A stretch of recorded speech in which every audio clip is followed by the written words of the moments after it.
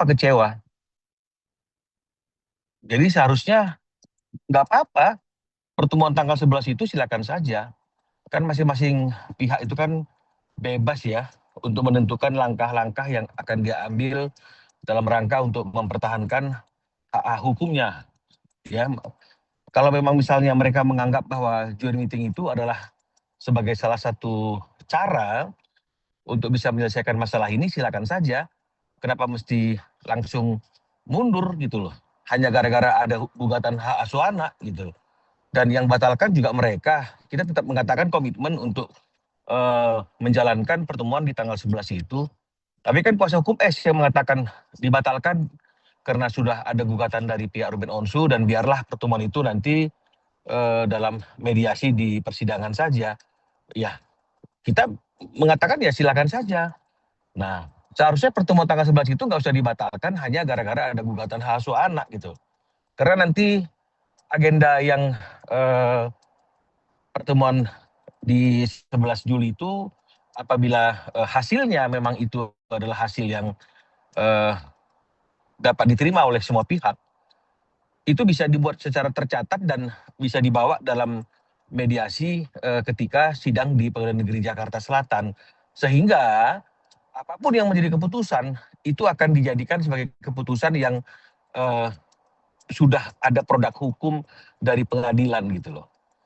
Tidak lagi hanya produk hukum eh, antara para pihak. Karena kalau produk hukum antara para pihak kan sudah ada tuh di Akta 39, notaris yang buatnya. Para pihak sudah sepakat, tapi kan tidak terrealisasi sebagaimana yang dituangkan dalam Akta 39 tersebut. Nah, padahal kalau berdasarkan ajas Fakta Sunt Servanda dan juga KUH Perdata dikatakan bahwa perjanjian yang dibuat oleh para pihak itu mengikat berlaku seperti undang-undang bagi para pihak yang membuatnya. Nah, tapi kan tidak direalisasikan. Nah, jadi artinya kami mau ada suatu kesepakatan yang pelaksanaannya itu bisa terukur gitu loh. Ya, jadi oleh karena itu kami tetap melakukan upaya hukum apa yang harus kami lakukan eh, dan kalau memang misalnya tanggal 11 itu ingin tetap dijalankan sesuai dengan undangan mereka ya harusnya dijalankan saja. Biar kalau memang hasilnya bagus, ada titik temu, nanti pada waktu persidangan pertama kita akan matangkan, pulenkan lagi apa yang sudah disepakati itu dalam persidangan. Nah, jadi saya kira kan nggak ada hal yang aneh di sini. Ini yang batalkan pertemuan itu mereka, lalu yang kecewa mereka gitu loh. Artinya dia mau menginginkan bahwa karena ada joint meeting itu kita jangan melakukan upaya hukum apapun.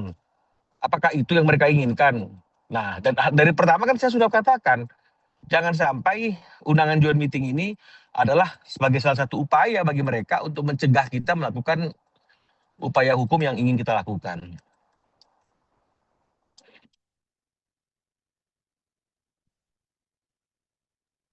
Ada yang lain, Tapi Bang, Pak? mungkin ada alasan nggak Bang untuk selain sulit bertemu anak, poin-poin gugatannya tuh ada apa lagi sih Bang?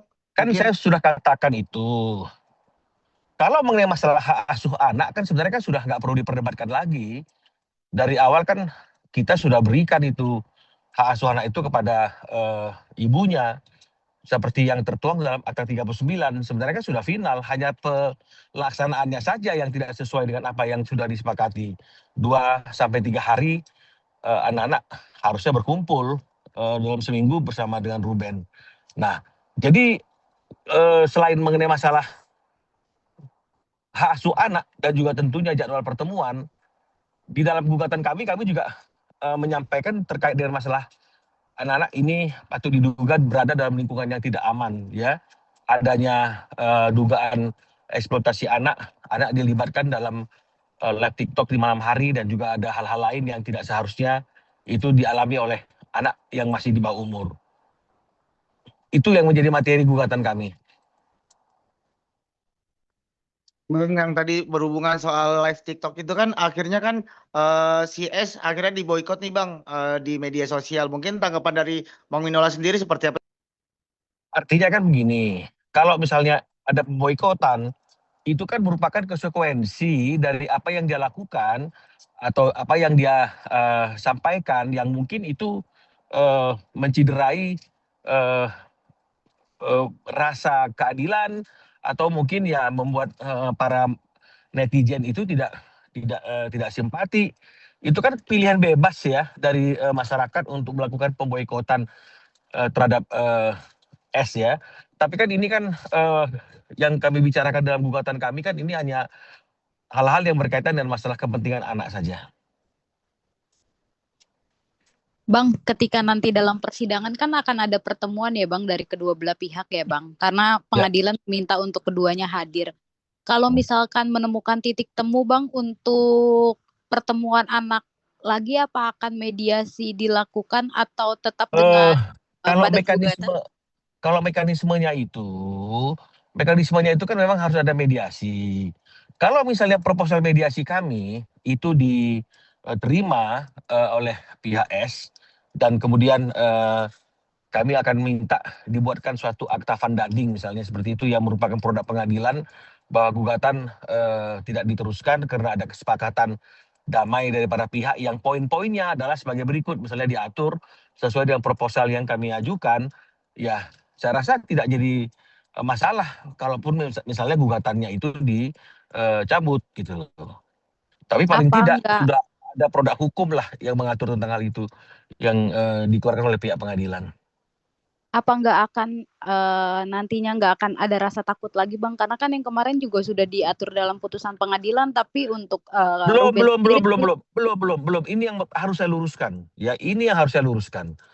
Pada waktu gugatan perceraian yang dilakukan oleh Ruben Onsu, materi gugatan kita itu hanya meminta agar perkawinan antara Ruben Onsu dan S itu diputus karena perceraian.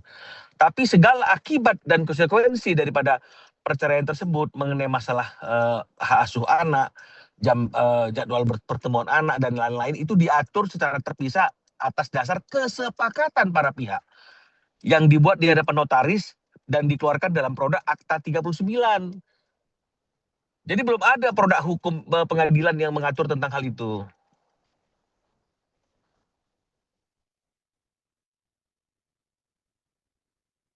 Ya, karena kalau sudah diatur kan jadinya nebis and idem nanti kan.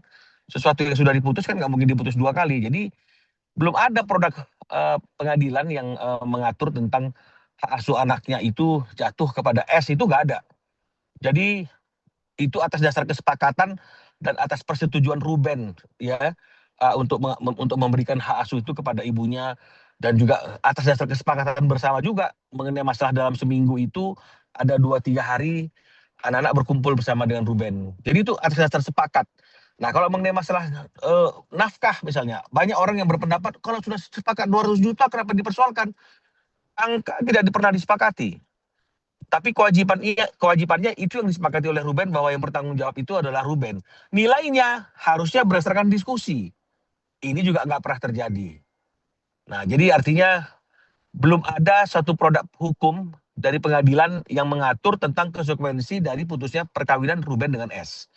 Jadi kalau nanti misalnya ada produk hukum dari pengadilan, ya ini nanti yang dilandaskan pada gugatan yang sudah kami ajukan di Pengadilan Negeri Jakarta Selatan yang sidang pertamanya tanggal 15 Juli ini. Bang, ini kan Ruben kan juga maksudnya udah pulang dari umrah ya Bang ya. Mungkin apakah sudah ada pertemuan lagi Bang dengan Abang untuk membicarakan terkait gugatan hak asuh anak ini Bang? Ya, Ruben baru tiba di tanah air dari Tanah Suci kemarin tanggal 1 Juli. Saya baru tiba di Jakarta kembali dari sidang di Medan pada hari ini, hari Jumat. Jadi kami belum bisa bertemu ya. Nah, mungkin kami akan atur pertemuannya minggu depan. Bang Minola, ini kan posisinya kemarin kuasa hukum dari Sarwenda ini akan mengungkap bukti-bukti dan fakta-fakta baru di dalam persidangan nanti, Bang. Mungkin dari pihak Abang sendiri dan Ko Ruben seperti apa, Bang? Ada persiapan juga mungkin? Nggak ada masalah. Silakan kuasa hukum S mengungkap fakta-fakta, silakan. Sepanjang fakta-fakta itu berkaitan dengan masalah anak, ya, berkaitan dengan masalah kenapa anak-anak tidak diberikan bertemu, berkumpul bersama dengan ayahnya seperti apa yang disepakati, ya. Sepanjang itu berkaitan dengan masalah yang berhubungan dengan hak anak-anak dan juga hak Ruben sebagai ayah untuk berkumpul dengan anak-anaknya, kami nggak khawatir gitu loh. Tapi seperti yang saya katakan, kami akan tolak jika bukti-bukti itu tidak mengarah kepada kepentingan yang berkaitan dengan masalah anak gitu loh. Jadi karena bukan lagi materi pembuktian untuk menyerang karakter dan kekurangan para pihak, karena itu sudah selesai pada waktu gugatan perceraian. Ya, dan kami juga punya bukti-bukti gitu loh, yang mungkin juga akan menjadi suatu kejutan jika bukti itu akan kami tampilkan dalam persidangan. Tapi semuanya bukti-bukti itu akan berkaitan dengan kepentingan anak dan juga kenapa hak asuh anak itu harus berpindah, dan yang pasti kalau hal itu dikabulkan oleh pengadilan, Ruben sudah mengatakan dia tidak akan melakukan seperti apa yang dilakukan oleh S, yaitu tidak mengizinkan anak-anaknya untuk berkumpul bersama dengan ibunya.